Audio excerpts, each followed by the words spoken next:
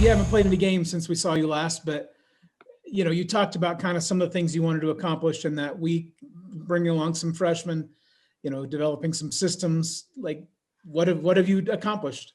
Well, I think the first thing you mentioned, Brent, that's exactly what we've done a lot of. We've thrown the freshmen in and said, okay, let's compete against each other. Let me see what you got. Whereas they had been sort of relegated to the status because it was like one game right after the other, and we just didn't have a chance to give them an opportunity to really compete. And they've looked good. They've sort of answered the bell. And so I bet you I play them a lot more this weekend, particularly Dasha McMillan, Shadiah Thomas, and Kayla Pilson. And Cameron Jones is also doing a really good job.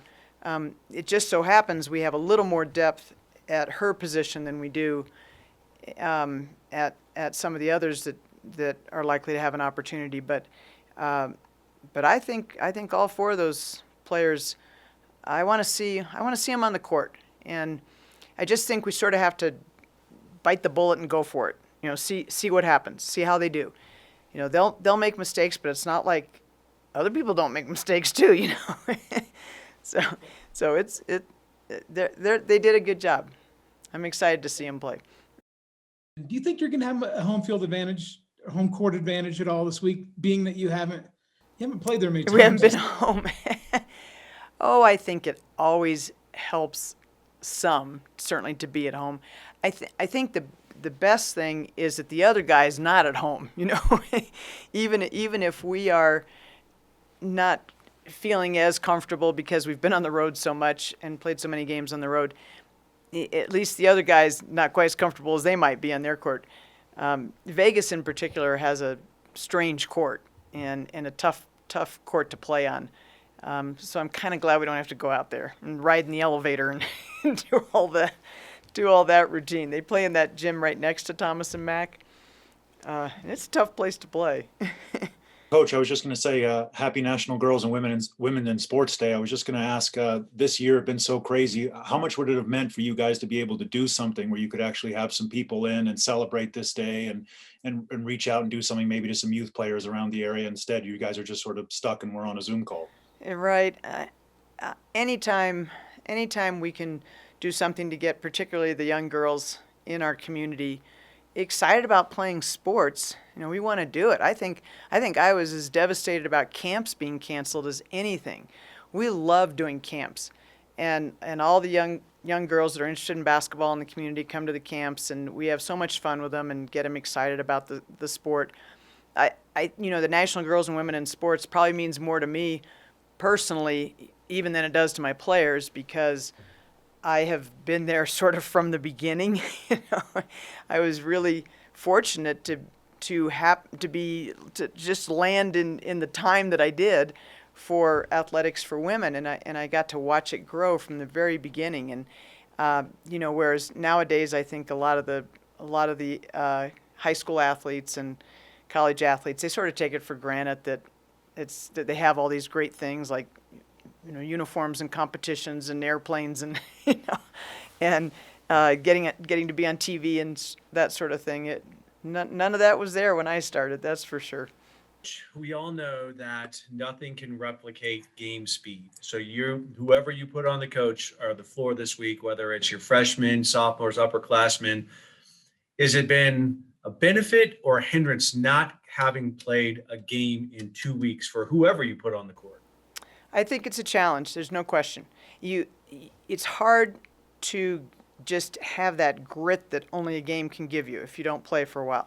I will say that I keep challenging the team about that. UNLV is playing all kinds of games, and we're sitting here eating bonbons. So I think, and they were really getting after it on Monday. I mean, those elbows were getting sharpened when they were going after each other at practice on Monday. They get it. They know that there's a difference between practice, and I think that they don't like playing against each other, but there was actually, some sparks flying and things like that, which is sort of rare for my players. That was kind of cool to see them fired up and even sometimes a little ticked at each other. So there's nothing wrong with that. That's definitely going to get you game ready. So we've got to. We'll find out. We'll find out if it's more of a benefit to have had a little bit of rest. We've certainly had more rest than Vegas, or to have played those games. I think Friday will tell. I have to imagine you're healthy. Everybody's feeling pretty good. The little knick-knack injuries all healing up.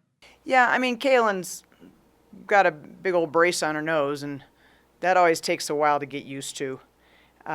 She's a little bit more. You can tell she's a little more comfortable every day in practice. But when you have something on your face and you're not used to having it, it's something you got to deal with for sure. But otherwise, we're in good shape. Mm-hmm. I was a little premature asking you last week about UNLV. We had no one really been able to watch some film yet, so I got them now. there you go. You're ready. So I mean, just looking at some of the numbers and a little bit about this team, they don't. I mean, it's not really like a one or two-headed monster, or kind of a balanced attack for them.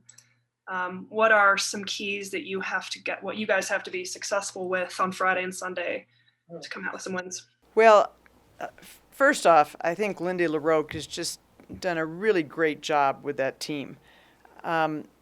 She's in her first year there, and this is one of those challenges that we deal with at Air Force.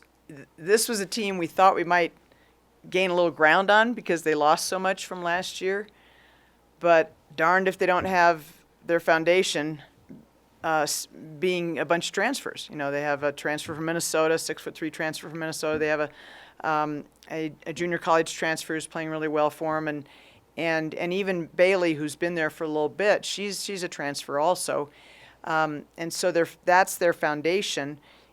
That's where their experience and maturity and is coming from, and then they have two really good freshmen in the lineup. They're a young team, certainly beyond those players that are holding the fort down for them. But I've been very impressed with their scores and the kind of season that they're having. They're just really steady. They know who they are. They know what they can do and sort of what they can't do, and they really focus on their strengths. Do a great job of playing to their strengths, and it's going to be a challenge.